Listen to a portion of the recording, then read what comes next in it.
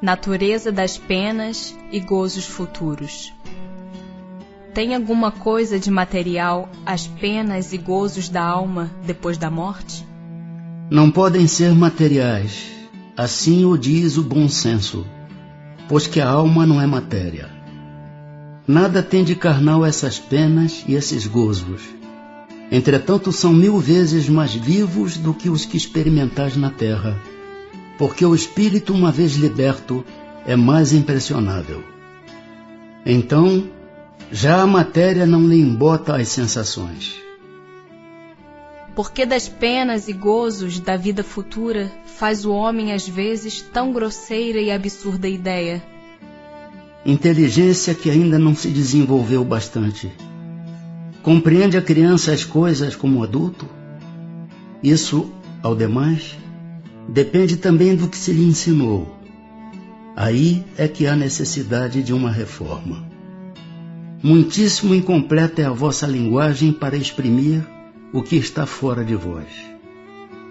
Teve-se então que recorrer a comparações, e tomastes como realidade as imagens e figuras que serviram para essas comparações. À medida, porém, que o homem se instrui, melhor vai compreendendo o que a sua linguagem não pode exprimir. Em que consiste a felicidade dos bons espíritos? Em conhecerem todas as coisas, em não sentirem ódio, nem ciúme, nem inveja, nem ambição, nem qualquer das paixões que ocasionam a desgraça dos homens. O amor que os une lhes é fonte de suprema felicidade. Não experimentam as necessidades, nem os sofrimentos, nem as angústias da vida material. São felizes pelo bem que fazem. Contudo, a felicidade dos espíritos é proporcional à elevação de cada um. Somente os puros espíritos gozam, é exato, da felicidade suprema, mas nem todos os outros são infelizes. Entre os maus e os perfeitos, há uma infinidade de graus em que os gozos são relativos ao estado moral. Os que já estão bastante adiantados compreendem a ventura dos que os precederam e aspiram a alcançá-la. Mas esta aspiração lhes constitui uma causa de emulação, não de ciúme. Sabem que deles depende o consegui-la, e para a conseguirem trabalham. Porém, com a calma da consciência tranquila e ditosos se consideram, por não terem que sofrer o que sofrem os maus. Citais, entre as condições da felicidade dos bons espíritos, a ausência das necessidades materiais. Mas a satisfação dessas necessidades não representa para o homem uma fonte de gozos? Sim, gozo do animal. Quando não podes satisfazer a essas necessidades, passas por uma tortura. Que se deve entender quando é dito que os espíritos puros se acham reunidos no seio de Deus e ocupados em lhe entoar louvores. É uma alegoria indicativa da inteligência que eles têm das perfeições de Deus, porque o veem e compreendem, mas que, como muitas outras, não se deve tomar ao pé da letra. Tudo em a natureza, desde o grão de areia, canta, isto é, proclama o poder, a sabedoria e a bondade de Deus. Não creias, todavia, que os espíritos bem-aventurados estejam em contemplação por toda a eternidade. Seria uma bem-aventurança estúpida e monótona. Fora, além disso, a felicidade do egoísta, porquanto a existência deles seria uma inutilidade sem termo. Estão isentos das tribulações da vida corpórea, já é um gozo. Depois, como dissemos, conhecem e sabem todas as coisas, dão útil emprego à inteligência que adquiriram, auxiliando os progressos dos outros espíritos. Essa a sua ocupação, que ao mesmo tempo é um gozo. Em que consistem os sofrimentos dos espíritos inferiores? São tão variados como as causas que os determinam e proporcionados ao grau de inferioridade, como os gozos o são ao de superioridade. Podem resumir-se assim: invejarem o que lhes falta para ser felizes e não obterem, verem a felicidade e não na poderem alcançar, pesar, ciúme, raiva, desespero, motivados pelo que os impede de ser ditosos, remorsos, ansiedade moral indefinível, desejam todos os gozos e não os podem satisfazer. Eis o que os tortura. É sempre boa a influência que os espíritos exercem uns sobre os outros? Sempre boa, está claro, da parte dos bons espíritos. Os espíritos perversos, esses procuram desviar da senda do bem e do arrependimento os que lhes parecem susceptíveis de se deixarem levar e que são, muitas vezes, os que eles mesmos arrastaram ao mal durante a vida terrena. Assim, a morte não nos livra da tentação? Não, mas a ação dos maus espíritos é sempre menor sobre os outros espíritos do que sobre os homens, porque lhes falta o auxílio das paixões materiais. Como procedem os maus espíritos para tentar os outros espíritos, não podendo jogar com as paixões? As paixões não existem materialmente, mas existem no pensamento dos espíritos atrasados. Os maus dão pasto a esses pensamentos, conduzindo suas vítimas aos lugares onde possa lhes oferecer o espetáculo daquelas paixões e de tudo o que as possa excitar. Mas de que servem essas paixões se já não têm objeto real? Nisso precisamente é que lhes está o suplício. O avarento vê ouro que não lhe é dado possuir. O devasso, orgias em que não pode tomar parte. O orgulhoso, honras que lhe causam inveja e de que não pode gozar. Quais os sofrimentos maiores a que os espíritos maus se veem sujeitos? Não há descrição possível das torturas morais que constituem a punição de certos crimes. Mesmo o que as sofre teria dificuldade em vos dar delas uma ideia. Indubitavelmente, porém, a mais horrível consiste em pensarem que estão condenados sem remissão. Donde procede a doutrina do fogo eterno? Imagem, semelhante a tantas outras tomada como realidade. Mas o temor desse fogo não produzirá bom resultado? Vede se serve de freio, mesmo entre os que o ensinam. Se ensinardes coisas que mais tarde a razão vem a repelir, causareis uma impressão que não será duradoura nem salutar. Os espíritos inferiores compreendem a felicidade do justo? Sim. E isso lhes é um suplício, porque compreendem que estão dela privados por sua culpa. Daí resulta que o espírito liberto da matéria aspira à nova vida corporal, pois que cada existência, se for bem empregada, abrevia um tanto a duração desse suplício. É então que procede a escolha das provas por meio das quais possa expiar suas faltas. Porque ficais sabendo, o espírito sofre por todo o mal que praticou ou de que foi causa voluntária, por todo o bem que houvera podido fazer e não fez, e por todo o mal que decorra de não haver feito o bem. Para o espírito errante já não há véus. Ele se acha como tendo saído de um nevoeiro e vê o que o distancia da felicidade. Mas sofre então, porque compreende quanto foi culpado. Não tem mais ilusões. Vê as coisas na sua realidade.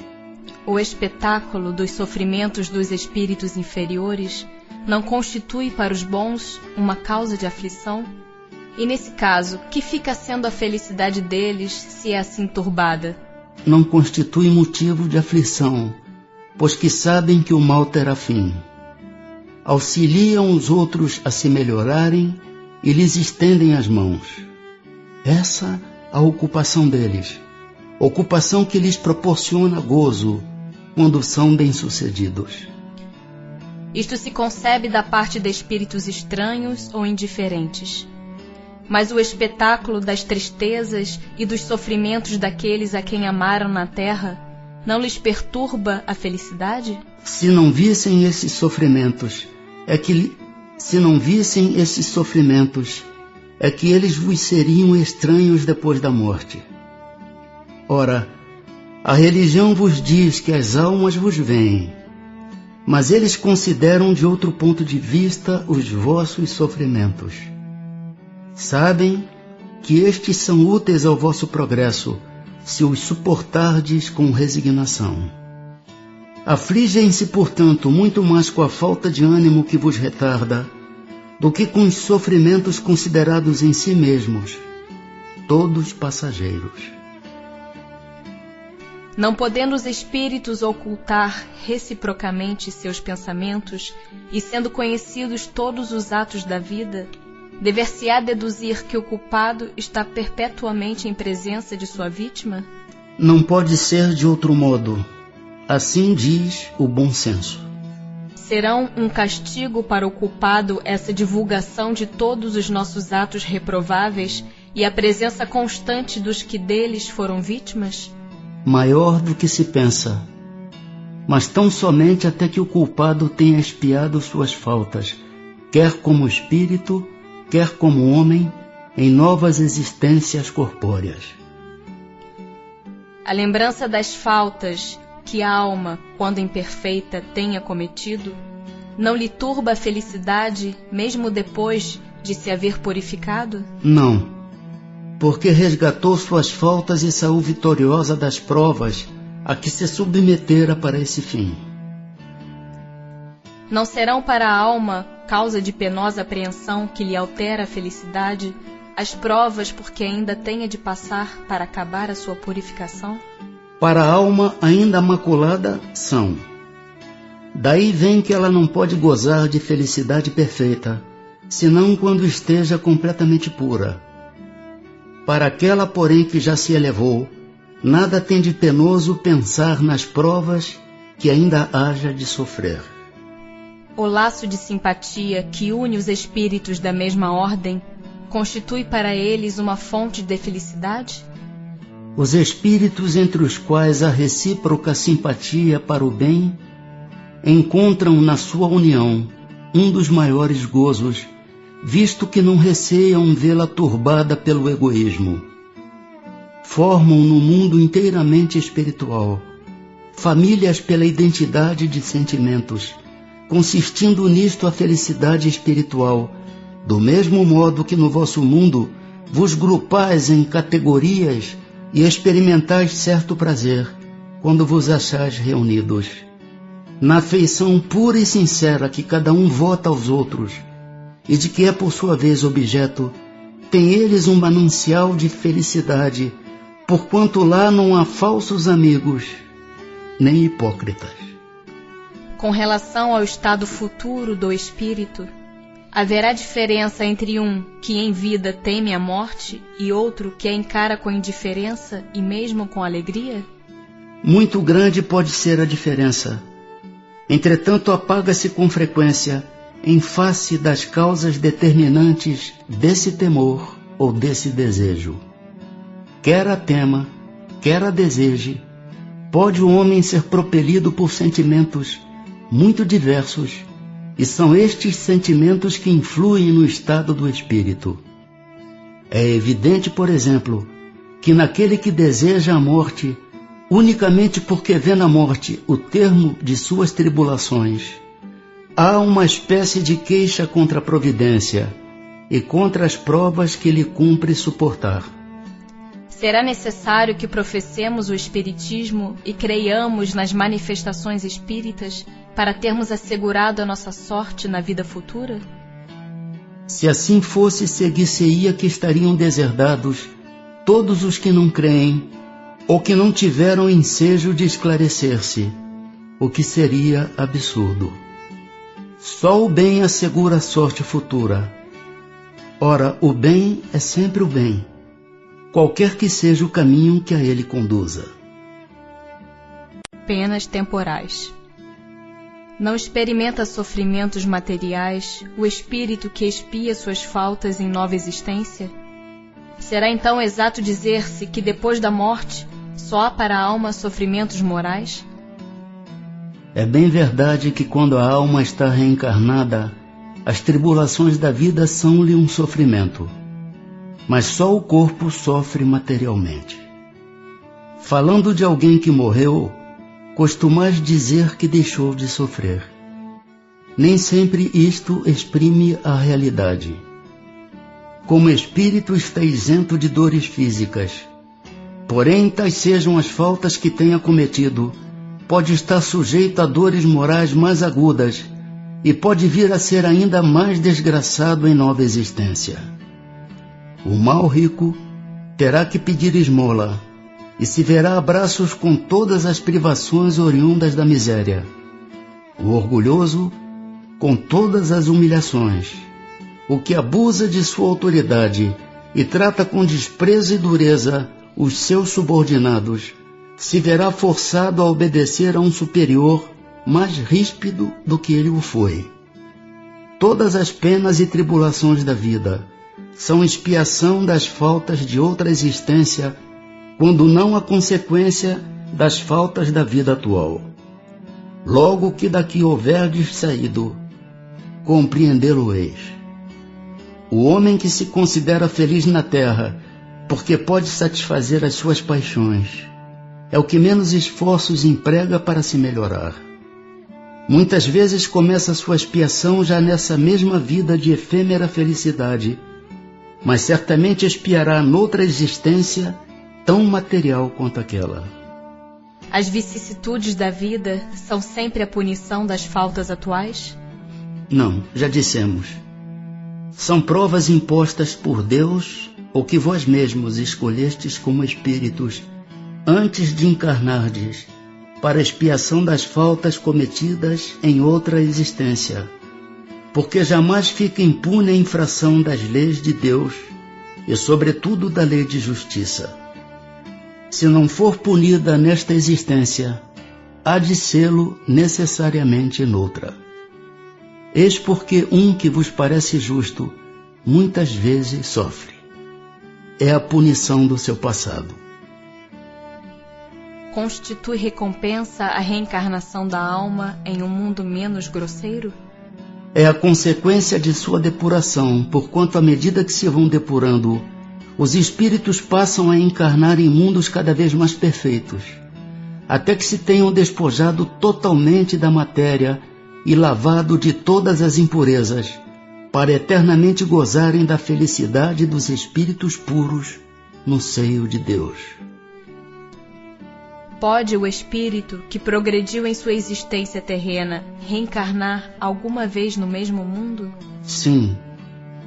Desde que não tenha logrado concluir a sua missão, pode ele próprio pedir lhe seja dado completá-la em nova existência.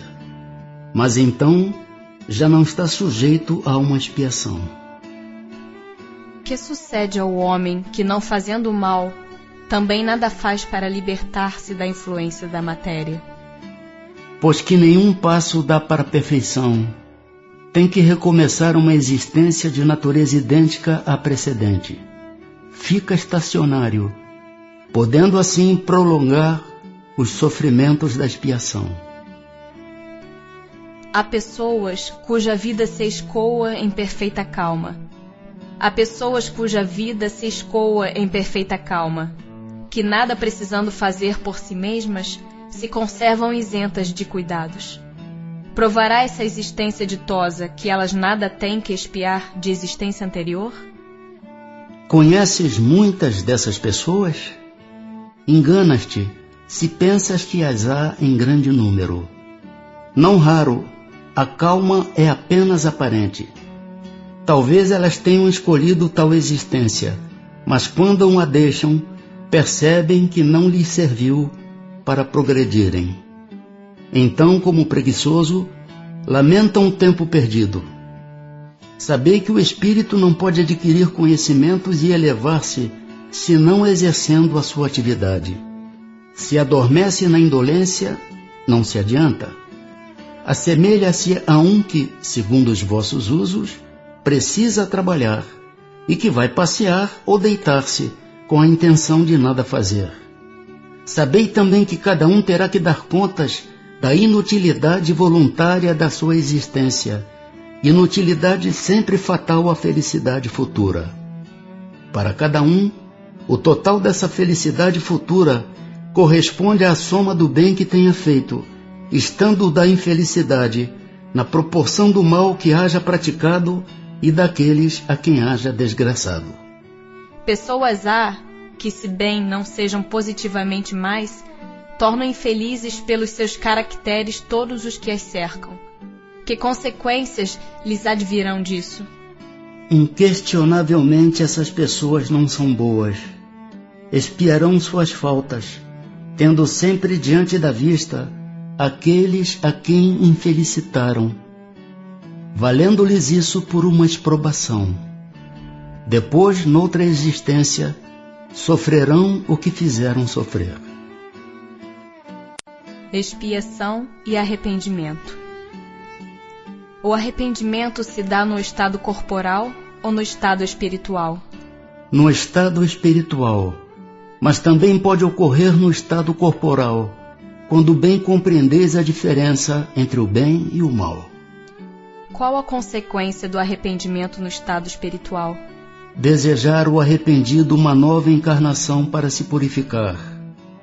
O espírito compreende as imperfeições que o privam de ser feliz, e por isso aspira a uma nova existência em que possa expiar suas faltas. Que consequência produz o arrependimento no estado corporal? Fazer que já na vida atual o espírito progrida, se tiver tempo de reparar suas faltas. Quando a consciência o acusa e lhe mostra uma imperfeição, o homem pode sempre melhorar-se. Não há homens que só têm o instinto do mal e são inacessíveis ao arrependimento? Já vos disse que todo espírito tem que progredir incessantemente. Aquele que nesta vida só tem o instinto do mal, terá noutra vida o do bem. E é para isso que renasce muitas vezes, pois preciso é que todos progridam e atinjam a meta. A diferença está somente em que uns gastam mais tempo do que outros, porque assim o querem. Aquele que só tem o instinto do bem já se purificou, visto que talvez tenha tido o do mal em anterior existência. O homem perverso, que não reconheceu suas faltas durante a vida, sempre as reconhece depois da morte? Sempre as reconhece.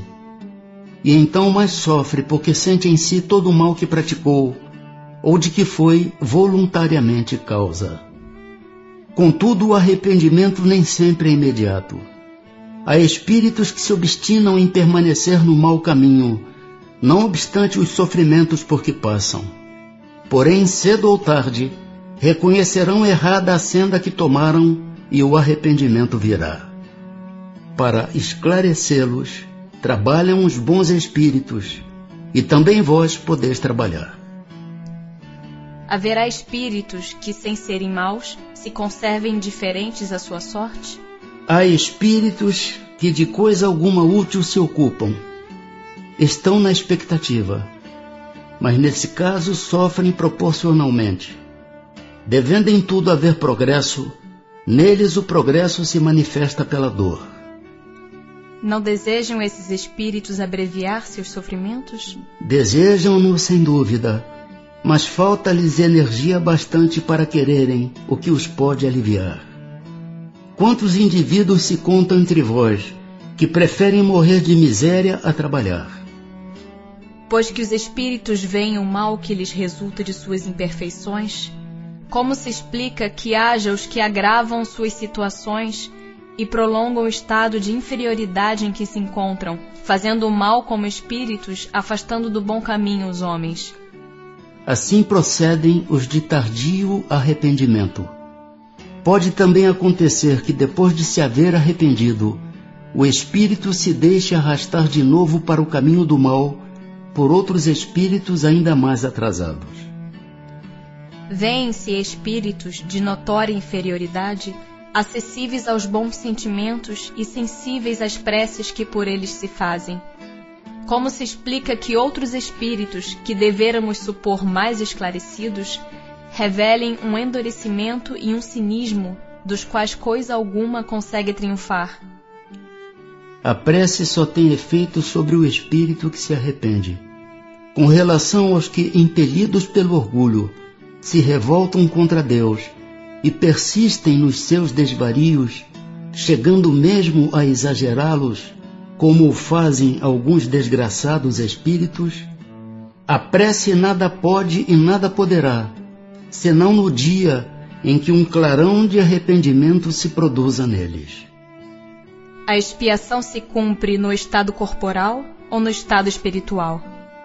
A expiação se cumpre durante a existência corporal mediante as provas a que o espírito se acha submetido, e na vida espiritual, pelos sofrimentos morais inerentes ao estado de inferioridade do espírito. Basta o arrependimento durante a vida para que as faltas do espírito se apaguem e ele ache graça diante de Deus? O arrependimento concorre para a melhoria do espírito, mas ele tem que expiar o seu passado.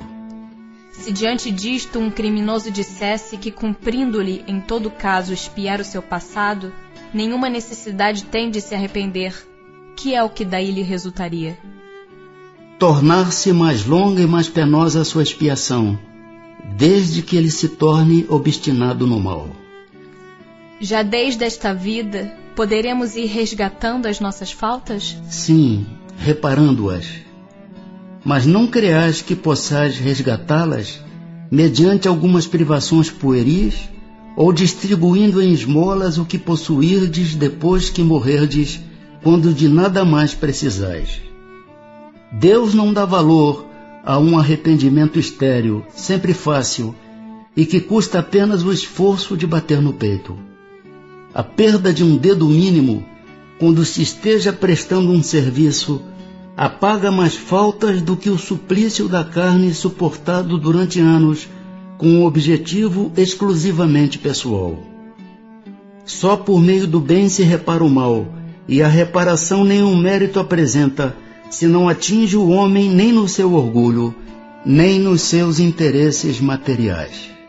De que serve para sua justificação que restitua depois de morrer os bens mal adquiridos, quando se lhe tornaram inúteis e deles tirou todo o proveito? De que lhe serve privar-se de alguns gozos fúteis, de algumas superfluidades, se permanece integral o dano que causou a outrem? De que lhe serve, finalmente, humilhar-se diante de Deus, se perante os homens conserva o seu orgulho? Nenhum mérito haverá em assegurarmos para depois de nossa morte emprego útil aos bens que possuímos? Nenhum mérito não é o termo. Isso sempre é melhor do que nada. A desgraça, porém, é que aquele que só depois de morto dá, é quase sempre mais egoísta do que generoso. Quer ter o fruto do bem sem o trabalho de praticá-lo. Duplo proveito tira aquele que em vida se priva de alguma coisa. O mérito do sacrifício e o prazer de ver felizes os que lhe devem a felicidade. Mas lá está o egoísmo a dizer-lhe: o que dás, tira aos teus gozos. E como o egoísmo fala mais alto do que o desinteresse e a caridade, o homem guarda o que possui, pretextando suas necessidades pessoais e as exigências da sua posição. Ah, lastimai aquele que desconhece o prazer de dar.